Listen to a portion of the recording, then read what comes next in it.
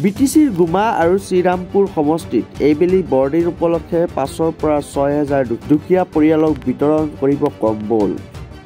গোসাইগাঁও মহকুমা তথা বিটিচিৰ 2 নম্বৰ গুমা পৰিষদীয় সমষ্টিৰ অন্তৰ্গত শুকান বাউনাহাইত আজি বৰদিন উপলক্ষে দুখীয়া ৰাইজৰ মাজত কম্বল বিতৰণ কৰিলে সজল ফাউণ্ডেশ্যনে।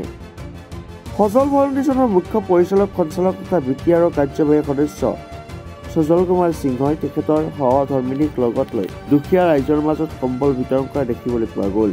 প্ৰথম দিনা বিটিচিৰ ৰামপুৰ আৰু গুমা সমষ্টিৰ প্ৰায় 4 শতাধিক পৰিয়ালৰ মাজত কম্বল বিতৰণ কৰি তেওঁ কয় যে 2009 চনৰে পৰা সজল ফাউণ্ডেশ্যনে বৰদিন, ঈদ, দুৰ্গা পূজাত দুখীয়া ৰাইজৰ মাজত বস্ত্ৰ বিতৰণ কৰি আহিছে। এইবেলিও বৰদিন উপলক্ষে আজিৰ পৰা ৰাইজৰ মাজত কম্বল বিতৰণ কৰা হৈছে বুলি উল্লেখ কৰিলে তেখেতে।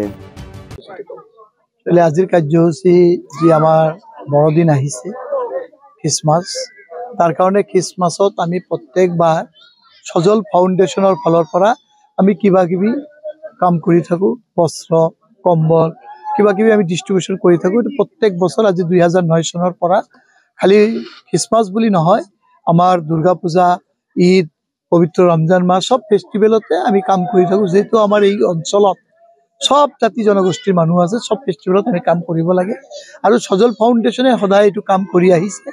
এইবাৰ আমি এটা টাৰ্গেট লৈছোঁ যে আমাৰ এই নিয়াৰেষ্ট যিখিনি অঞ্চল আছে তাত গুমা, শ্ৰীৰামপুৰ যিখিনি আমাৰ খ্ৰীষ্টান মানুহ আছে প্ৰত্যেক মানুহক আমি এটা এটাকৈ প্ৰত্যেক ফেমিলিক এটা এটাকৈ আমি কম্বল ডিষ্ট্ৰিবিউশ্যন কৰি আছোঁ।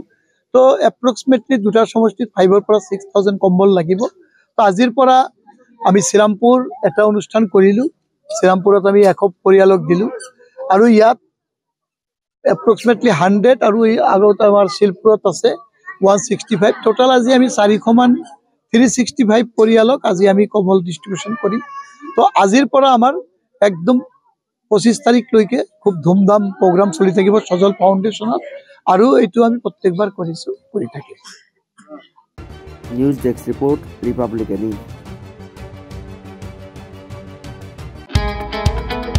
মহানগৰীত উৎকৃষ্ট হোটেল দ্য ভিলা, আদৰ্শপুৰ, বাৰ্লিন নম্বৰ 1।